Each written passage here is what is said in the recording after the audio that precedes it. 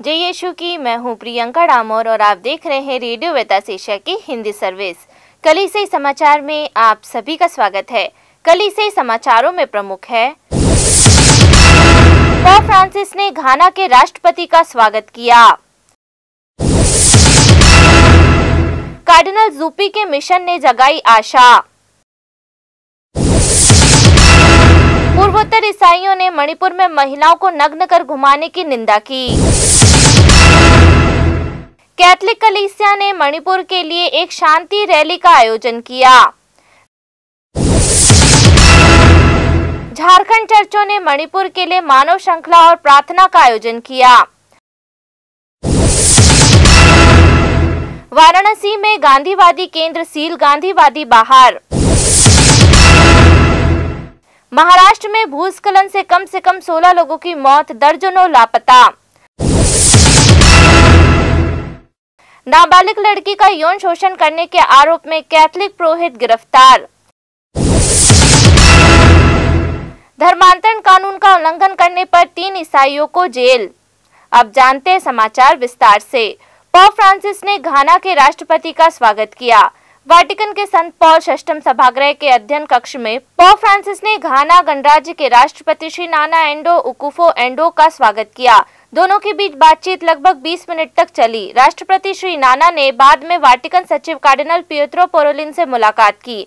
उनके साथ राज्यों और अंतर्राष्ट्रीय संगठनों के साथ संबंधों के सचिव महाधर्माध्यक्ष पॉल रिचर्ड गलाघेर भी थे। राज्य सचिवालय में आयोजित सौहार्दपूर्ण वार्ता के दौरान परमधर्मी पीठी और घाना के बीच अच्छे संबंधों पर प्रकाश डाला गया और देश की राजनीति एवं सामाजिक आर्थिक स्थिति के कुछ पहलुओं, विशेष रूप से शिक्षा और स्वास्थ्य सेवा के क्षेत्र में सहयोग पर चर्चा की गई। कार्डिनल ज़ुपी के मिशन ने जगाई आशा। संयुक्त राज्य अमेरिका में कार्यरत परम धर्मपीठी के प्रेरित राजदूत महाधर्माध्यक्ष क्रिस्टोफर पियर ने इस सप्ताह व्हाइट हाउस में इतालवी धर्माध्यक्षीय सम्मेलन के अध्यक्ष की उपस्थिति पर कहा कि यह एक ऐसा काम है जो अभी शुरू हुआ है, लेकिन यूक्रेन में युद्ध से संबंधित दर्दनाक स्थितियों का सामना करने की इच्छा स्पष्ट प्रतीत हो रही है। पोप फ्रांसिस की ओर से वॉशिंगटन भेजे गए कार्डिनल मैताओ ज़ुपी की अमेरिकी राष्ट्रपति जो बाइडेन से मुलाकात के बारे में महाधर्माध्यक्ष क्रिस्टोफर पियर ने वाटिकन मीडिया से बातचीत में कहा कि कार्डिनल ज़ुपी के मिशन ने युद्ध संबंधी दर्दनाक स्थितियों का सामना करने की संवेदनशीलता को उजागर किया है। पूर्वोत्तर ईसाइयों ने मणिपुर में महिलाओं को नग्न कर घुमाने की निंदा की। United Christian forum of north east India ने मणिपुर राज्य में हुई एक भयावह घटना पर अपनी घृणा, दर्द और निंदा व्यक्त की है।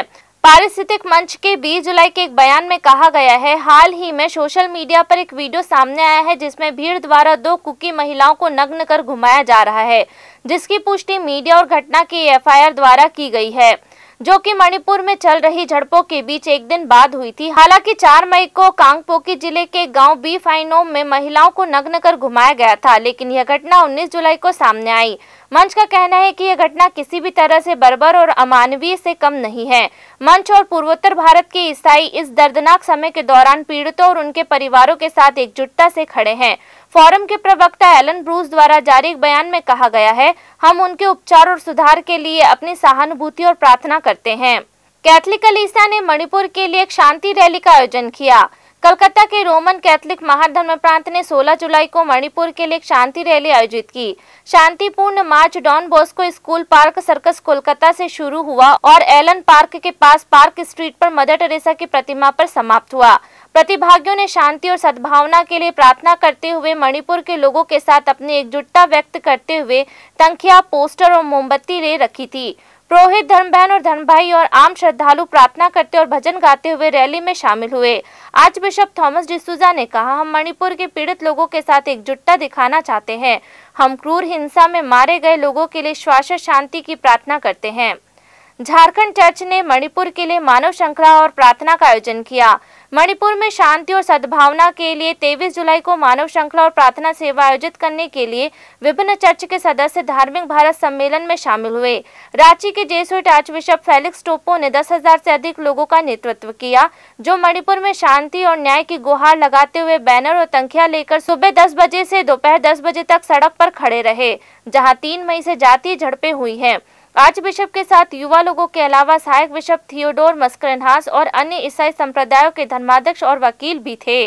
वाराणसी में गांधीवादी केंद्र सील, गांधीवादी बाहर। हिंदू धर्म के सबसे पवित्र शहर वाराणसी में गांधीवादियों ने उत्तर प्रदेश प्रशासन द्वारा सर्व सेवा संघ, एक प्रसिद्ध गांधीवादी संस्थान जो पूरे भारत में इसकी विभिन्न शाखाओं के केंद्रीय कार्यालय के रूप में कार्य करता है, को सील करने के बाद आश्चर्य और निराशा व्यक्त की है।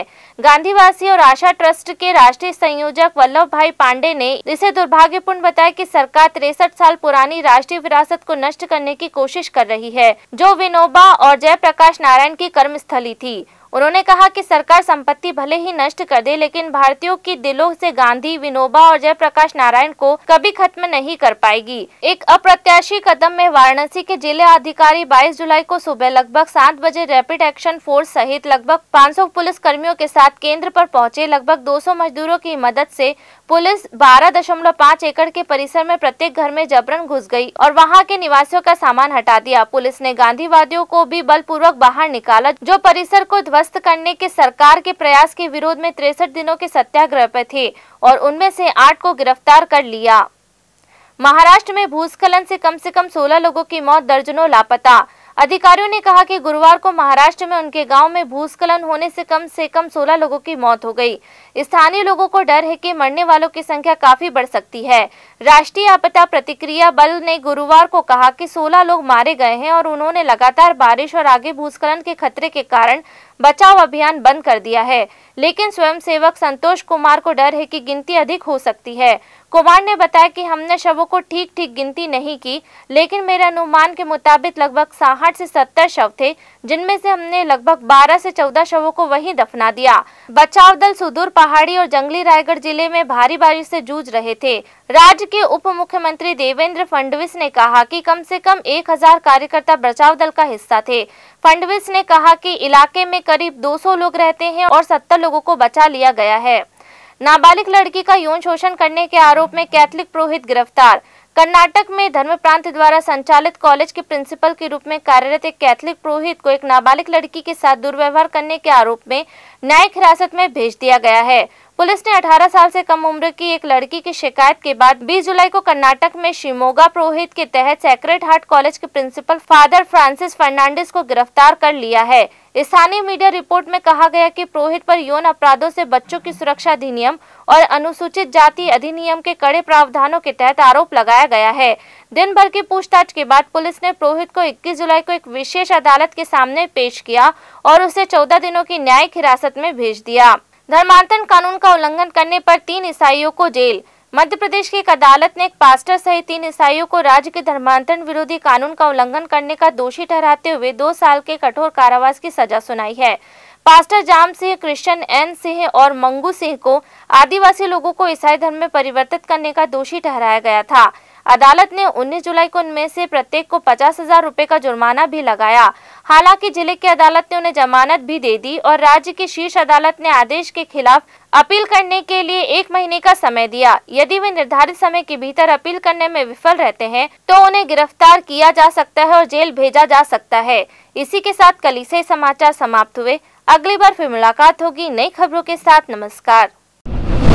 रेडियो वेरितास एशिया आपके लिए लेकर आए हैं RVA mobile app. RVA mobile app पर हमारे विभिन्न प्रकार के कार्यक्रमों का लाभ लें,